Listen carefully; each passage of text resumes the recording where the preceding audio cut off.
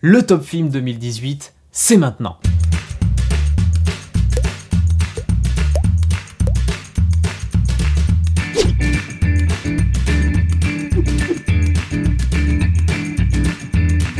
Alors, comme vous le savez, je fais souvent des reviews de films à chaque mois. On va vite fait passer très vite sur les films que j'ai vus dans le mois de décembre et après on passe tout de suite au top 2018. En tout cas, bonne année à tous, encore une fois. En premier film dans l'année 2018, j'ai vu Nous les Coyotes. Je remercie énormément le cinéma Le Club à Grenoble qui m'a permis de voir ce film en avant-première, même en très grosse avant-première.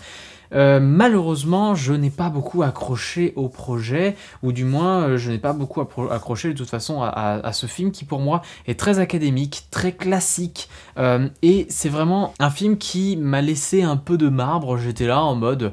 Ouais, bah c'est pas très exceptionnel, il n'y a pas grand chose à en retenir, je retiens juste les acteurs qui sont assez bons. Je n'aime pas beaucoup la caricature qu'on fait des jeunes, je n'aime vraiment pas ce genre de personnages, en fait, c'est des personnages qui ne m'attirent pas, et du coup, je n'ai pas du tout accroché au film, j'ai trouvé que le film était très téléphoné, et du coup... Désolé pour moi, mais ce ne sera pas une bonne note pour ce film-là. Le film suivant que j'ai vu, c'est Chien enragé. Chien enragé, un super film de Kurosawa. Et franchement, je suis très content de l'avoir vu. J'ai dit que je passais très vite dessus. Je pense faire une grosse vidéo sur Kurosawa quand je les aurai tous vus. Mais retenez juste que ce film est génial. Ce film est un énorme polar. Ce film est un polar qui va vous faire passer du rire aux larmes parfois. Il y a vraiment des moments très sympas. Et surtout, il y a beaucoup d'aspects après-guerre qui sont vraiment super intéressants. Kurosawa est un génie, il y a vraiment des scènes très marquantes. Vraiment, je vous le recommande énormément, Chien enragé. Et le dernier film que j'ai vu en décembre, il est dans mon top, donc du coup, je ne vais pas en parler là maintenant. On passe tout de suite au top, c'est parti, top des films de 2018.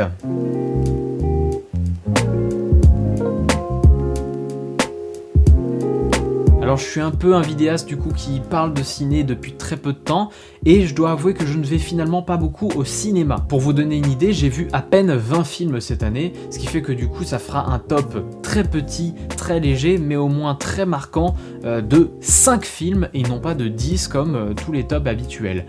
Mais du coup, commençons. Le top 5 de mon top film cette année est Une pluie sans fin. Une pluie sans fin, je vous en ai déjà parlé il y a quelques mois maintenant. C'est un film qui m'avait laissé un peu bizarre quand j'étais sorti de la salle. Avec le temps, je m'étais dit, ah, il y a quand même pas mal de choses qui me plaisent dans ce film. Et effectivement, ce film me plaît beaucoup. Il me plaît beaucoup parce qu'il a un aspect polar, mais pas avec des personnages policiers, mais plutôt avec un mec qui est paumé, qui joue le héros et qui finalement fait n'importe quoi. Ce film a une ambiance particulière qui m'oppresse, qui me fait retourner les tripes, que j'adore vraiment beaucoup. Le personnage principal est un acteur incroyable, vraiment j'adore cet acteur. Il joue parfaitement son personnage, à savoir un benet, un mec qui se la joue, et en fait un mec qui est complètement paumé et finalement un peu taré parfois même. La photographie du film est juste merveilleuse, il y a pas mal de plans qui sont merveilleux et que j'ai vraiment envie d'accrocher dans mon salon si je le peux. Vraiment ce film, je le conseille à beaucoup de gens parce que finalement, même s'il est un peu long à des moments, c'est vrai qu'il a un rythme assez lent, il est quand même très intéressant, une ambiance très forte. Franchement, allez-y sans réfléchir parce que c'est cool, ça rappelle vraiment pas mal de films sud-coréens qui ont des ambiances très pesantes et très fortes, donc vraiment allez-y. Mon top 4 de cette année, c'est La forme de l'eau. La forme de l'eau, un film, je pense, qui est dans beaucoup de tops, forcément, le meilleur film aux Oscars, et pour une fois, je suis assez d'accord avec ce principe-là. Il y avait d'autres bons films, mais par exemple, si ça avait été Three Billboards qui était premier, ah là j'aurais fait, ouais c'est vrai qu'il est bien, mais voilà, je trouve qu'il y avait mieux, notamment La forme de l'eau. La forme de l'eau, un film de Guillermo del Toro, un film fantastique, dans le sens littéral du terme et dans le sens genre du terme. Ce film est merveilleux, ce film m'a beaucoup emporté, je me suis énormément accroché au personnage, notamment évidemment le personnage principal de la femme, le personnage du monstre.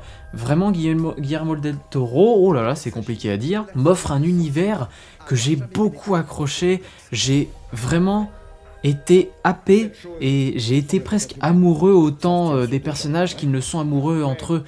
Et vraiment, j'adore ce film. Ce film est vraiment cool. Les personnages sont parfois même très drôles. Le personnage du peintre, malgré lui, enfin un peu bizarre, est vraiment très cool aussi. Il y a des moments dégueux, mais qui nous marquent parce que justement, ils sont à contre-courant à d'autres moments dans le film.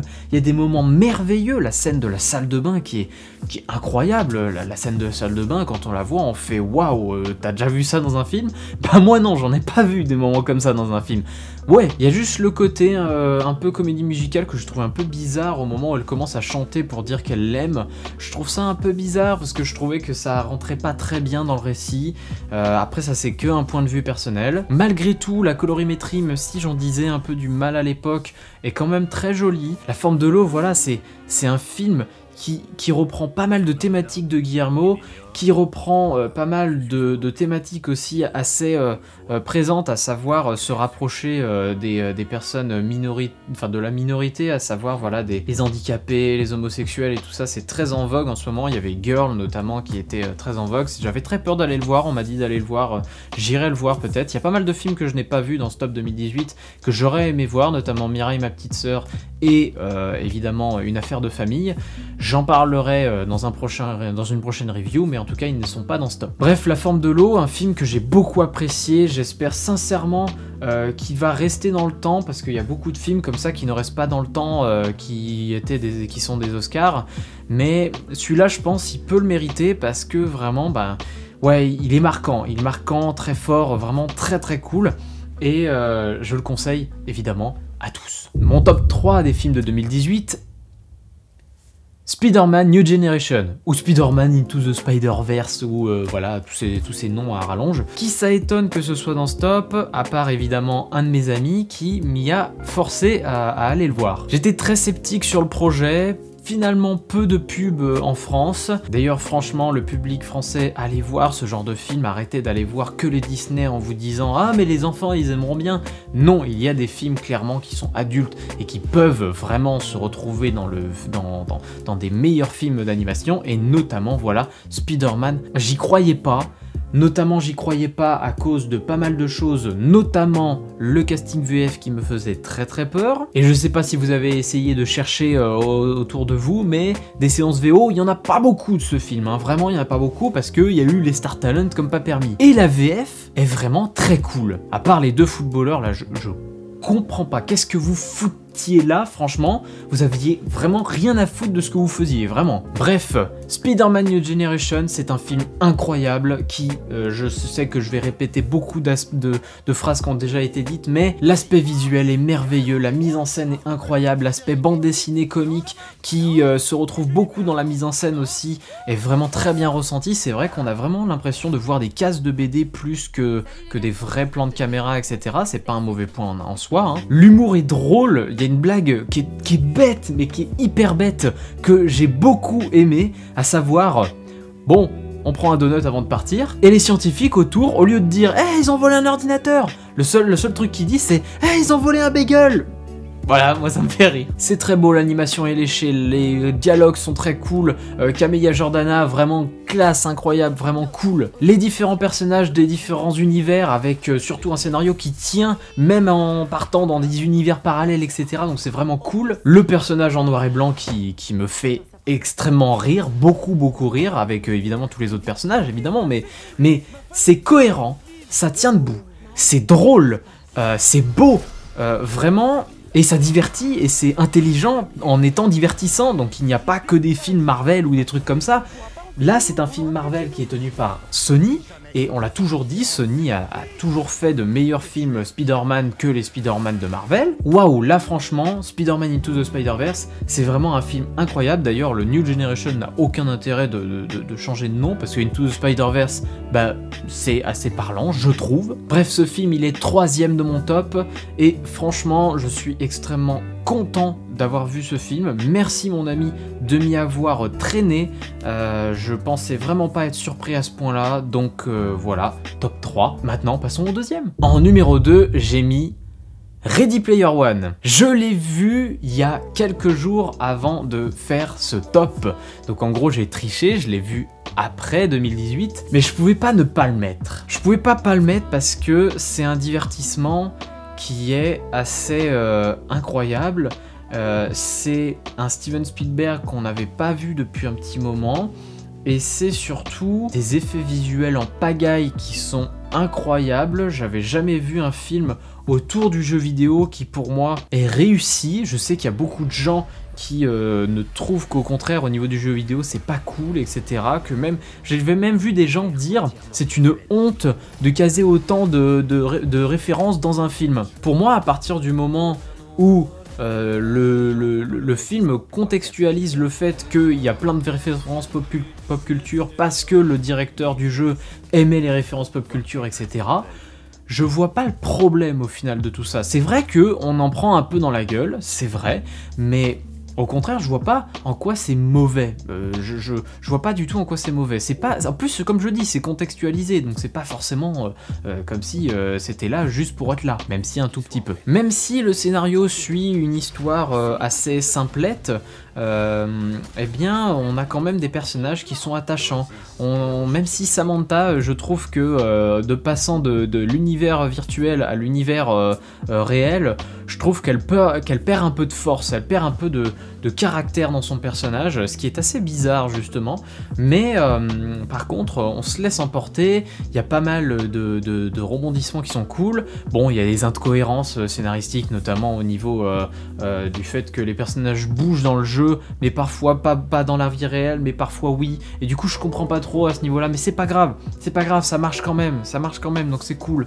L'agence qui est méchante, etc., c'est bien trouvé, je trouve que c'est un méchant qui est bien amené et tout, un connard comme d'hab évidemment. Après, l'erreur du héros qui fait que le méchant puisse les retrouver, je trouve que c'est le moment où on se dit ouais mais t'es con, du coup ben voilà, c'est à partir de ce moment là où juste t'es dans la merde alors que t'aurais pu faire tout ça tout seul, donc bref, c'est pas très grave, mais même avec ces petites incohérences là, et c'est là où je veux en venir, c'est même avec ces problèmes là, le film, on se laisse y emporter, on se laisse bercer par tous ces effets visuels qui sont vraiment classe, et surtout on rêve devant ce film, on rêve d'avoir ce genre d'univers. Évidemment, si ça atteint un summum aussi dangereux que ce film, évidemment ça serait pas bien, mais ça serait vraiment cool d'atteindre presque le même type de choses, ça serait vraiment cool. Moi je suis un gamer à la base, donc forcément ce genre d'univers me fascine. Donc ce film il est top 2, et non, il est pas top 1. Le top 1, il y a pas mal de gens qui savent déjà de quel film je vais parler. Je l'ai assez rabâché à pas mal de gens, même beaucoup trop de gens qui sont énervés que je parle de ce film. Mais on va passer au top 1. Le top 1, c'est un film court, c'est un film que j'adore, c'est un film que j'ai acheté il n'y a pas si longtemps que ça en Blu-ray pour le remater encore et encore et encore. Ce film-là, c'est The Guilty. The Guilty, je ne pouvais pas ne pas le mettre dans ce top. C'est pas possible. Ce film m'a foutu une claque comme un film m'en a rarement mise. Comme j'avais dit il y a quelques mois, du coup, ce film pour moi sera un exemple dans les écoles de cinéma en traitement de son. C'est-à-dire que s'il y a des étudiants en son, en BTS, ou des ingé son, ou des sound designers, ou des trucs comme ça, ou des mixeurs, des mastering, etc., vraiment, ce film, pour moi, est un exemple dans le domaine. Ce film, c'est l'histoire d'Asghar, un policier qui va être muté au 112 temporairement pour une faute qu'il a commise en attendant justement un procès qui va arriver. Et à un moment, il va recevoir le coup de fil d'une femme qui réagit un peu bizarrement. Et en fait, il s'agit d'une femme qui s'est fait enlever par son mari. Et tout ce qu'il va vouloir faire, c'est sauver cette femme pendant un film d'1h25. Et ce film nous tient en haleine du début à la fin. On ne sait pas du tout ce qui va se passer du début à la fin, sauf évidemment quand on l'a déjà vu, forcément. Et c'est ça que j'aime dans ce film, c'est à quel point il nous tient aux tripes, c'est à quel point on a vraiment envie d'aller jusqu'au bout. On est impressionné par l'immersion qu'on a juste avec du son, parce que je rappelle justement, ce film ne se base quasiment que sur du son. On a le plan du personnage qui est au téléphone en permanence, et ce personnage, il nous délivre des émotions à travers son visage, et le reste des émotions est passé à travers la voix. Et comme je l'explique justement, c'est waouh, c'est incroyable de nous faire ressentir autant de choses à travers ce combiné téléphonique. Notamment, bon, il y a des choses que les gens diront « Ah, mais c'est pas normal, ça n'existe pas, ça ». Notamment le fait qu'on ne puisse pas entendre autant de choses ambiantes autour de quelqu'un qui est au téléphone. C'est vrai en un sens, mais ça rapporte un truc tellement fort au film que du coup on s'en fout, c'est génial, c'est incroyable ce film. On est immergé dans toutes ces pièces différentes, il y a même des moments où il y a une course-poursuite en voiture, où on ne voit pas la course-poursuite, on ne fait que l'entendre et du coup on imagine tout. C'est incroyable à quel point il y a autant de détails dans tout ce son et du coup ce film je ne pouvais que le mettre top 1 de mon top film 2018 parce que il est parfait. Il est parfait parce que on ne s'ennuie pas. Le film se déroule, on se laisse dérouler le film comme pas permis. Je ne peux que vous conseiller The Guilty, qui pour moi est le meilleur film de 2018. Il y a plein d'autres films en 2018, hein, ça y a pas de problème. Mais tout le long, je me suis dit, ah, faut quand même que je vois Ready Player One avant de faire ce top ciné, parce que bon, il a fait pas mal d'échos, etc. Et tant mieux, il est top 2, mais pas top 1. Parce que juste le film est beaucoup trop bon. On est pris au trip, on a envie d'aller jusqu'au bout du film. La fin peut gêner certains parce que c'est une fin ouverte. Ce film, allez-y. En plus, il n'est pas long. Alors, 1h25, vous allez perdre 1h25 de votre vie si vous n'avez pas aimé. Et bah tant pis, 1h25. C'est pas comme tous ces gens qui me disent « Allez, regarde tel film qui fait 3h45 ». C'est chiant. The Guilty, vraiment, allez-y. Le Blu-ray est disponible en vente partout. Ah là là, incroyable. Je fais de la pub pour un Blu-ray alors que je vais pas du tout choper d'argent dessus. Mais pour moi, le film est incroyable. Juste une chose. Le film, évidemment, est un film danois. Donc ce n'est pas un film français, donc il y a forcément une VF. Si vous êtes rétractaire à la VO, essayez tout de même de le regarder en VO. Non pas que la VF soit mauvaise vraiment, parce que le film en fait a un très bon casting, hein. Il y a quand même Guillaume Lebon et Dorothée Pousseau dans les deux rôles principaux. Donc franchement voilà, c'est du bon casting. Mais, et c'est là qui est important, c'est qu'il y a un mais. Le film, comme je vous l'ai dit, est basé exclusivement sur son mixage, son mastering, etc. Donc sur son ambiance sonore. Le problème avec la VF, c'est qu'on perd un petit peu cette ambiance. On perd le côté très propre de l'ambiance sonore qui a été appuyée sur le film. Donc vraiment, je vous conseille sincèrement d'aller le voir en VO. Faites plaisir à ce fameux réalisateur, je le lisais justement parce que je m'en souvenais plus, Gustav Möller, qui est son premier film. Pour un premier film, je trouve que c'est un très bon pas, très bon premier pas dans le long métrage. J'espère sincèrement que ses prochains films le seront tout autant. J'irai très probablement les voir. En tout cas, The Guilty, voyez-le. C'est mon top 1. Voilà, cette vidéo est terminée, j'espère que ça vous a plu. Évidemment, ce n'est que mon avis, c'est mon top film 2018. J'ai vu d'autres films cette année que je n'ai pas aimé, notamment il y a Mutafukas que je n'ai pas du tout aimé. Il y a beaucoup de gens qui en parlaient, moi j'ai été extrêmement déçu. Si je vous fais voilà un flop film très court, ça serait Mutafukas, Tomb Raider, et voilà, j'ai pas vu d'autres films que j'ai pas aimé, je dirais bien pas aimé plus que foncièrement mauvais, parce que bon, voilà, Mutafukas, il y en a beaucoup qui ont aimé, et puis pareil, pour Nous les Coyotes, j'ai vu pas mal de gens autour de moi qui ont bien aimé, moi je n'ai pas accroché du tout. J'espère que ça vous a plu, je vous donne rendez-vous pour de prochaines vidéos, il y en a d'autres qui arrivent sur la chaîne très prochainement, en tout cas moi je vous dis à bientôt, et puis c'est tout, voilà, salut!